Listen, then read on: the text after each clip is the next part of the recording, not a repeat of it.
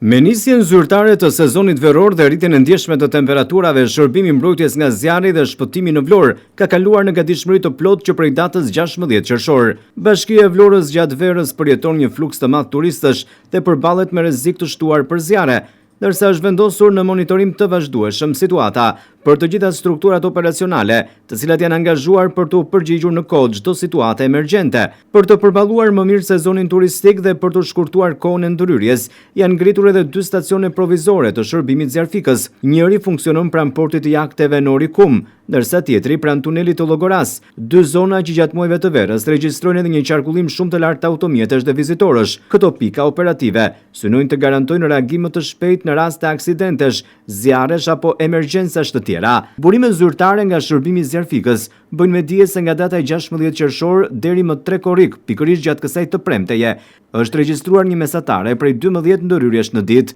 Pjesa më e madhe e rasteve kanë qenë zjarre në sipërfaqe me barishte të thata, djegje mbeturinash në qytet, ndërhyrje në zona urbane, si dhe zjarre që kanë rrezikuar prona dhe sipërfaqe bujqësore në fshatrat e territorit të Bashkisë së Vlorës. Temperaturat e larta, era dhe pakujdesia njerëzore vazhdojnë të mbeten faktorët kryesor që favorizojnë përhapjen e flakëve, duke bërë që ekipet zjarfikse të jenë të angazhuara pothuajse gjatë gjithë ditës. Në disa raste, ndërhyrja e shpejtë e tyre ka shmangur përhapjen e zjarrit drejt banesave, bizneseve apo sipërfaqeve pyjore, duke kufizuar dëmet materiale. Përveç rasteve, efektivët e shërbimit janë përfshirë edhe në operacione të tjera shpëtimi, duke ofruar ndihmë në aksidente rrugore, situata emergjente në banesa dhe në rastet që kanë kërkuar ndërhyrje të specializuara, sikundër gjithashtu edhe djegja e automjeteve, që gjatë këtyre ditëve kanë patur disa raste të tilla. Kjo e bën sezonin veror një nga periodat më intensive të punës për trupën e zjarfikses në Vlorë. Edhe infrastruktura e shërbimit është përforcuar. Flota e mjeteve operacionale vazhdon të jetë në gatishmëri të plotë,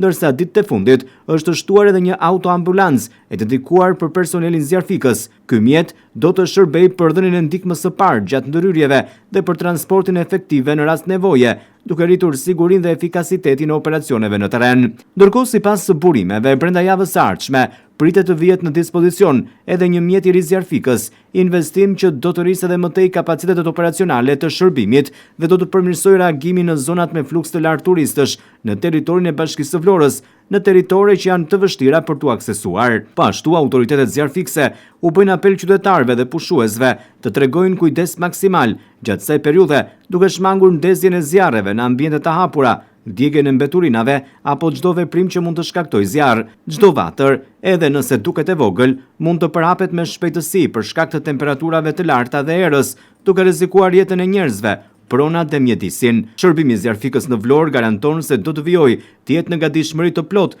edhe gjatë sezonit veror, me patrullime, monitorim të vazhdueshëm dhe koordinim të institucioneve të tjera për të përballuar çdo situatë emergjente dhe për të garantuar sigurinë e qytetarëve dhe turistëve që vizitojnë Bregdetin e Vlorës.